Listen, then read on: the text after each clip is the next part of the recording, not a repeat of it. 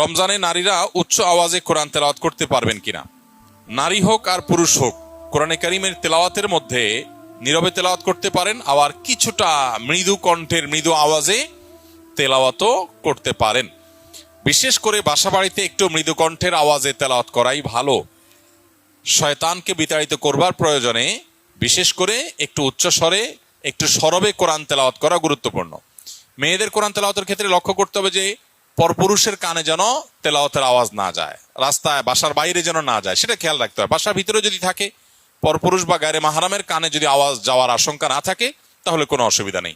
বাসায় বসে সেরকম তেলাওয়াত মা বোনরা করতে পারবেন, এবং সবসময় তাদের একেবারে নীরবেই করতে হবে এমন কোনো বাধ্যবাধকতা নাই, বরং কিছুটা সরবে করতে পারেন। বিশেষ করে পরিবারের অন্যান্য সদস্যদেরকে কোরআন তেলাওয়াতে উদ্বুদ্ধ করার জন্য যদি একটু আওয়াজ দিয়ে পড়েন, তাতে কোনো অসুবিধা নাই, বরং অনেক ক্ষেত্রে এটা ভালো সন্তানদেরকে অভ্যস্ত করার জন্য। এবং বিশেষ করে আজকাল তো একটু সরবে আওয়াজ কোরআন তেলাওয়াত, এটা বাসাবাড়ি থেকে আমাদের বিভিন্ন জায়গা থেকে এটা উঠে গেছে, এটা করা দরকার। হ্যাঁ, মসজিদে যখন আপনি তেলাওয়াত করবেন বা এমন জায়গায় তেলাওয়াত করবেন যেখানে আরো অনেক মানুষ আছে, সেখানে জোরে তেলাওয়াত করলে অন্যদের ডিস্টার্ব হবে, সেখানে অন্যের ডিস্টার্ব যেন না হয় সেভাবে আপনাকে তেলাওয়াত করতে হবে।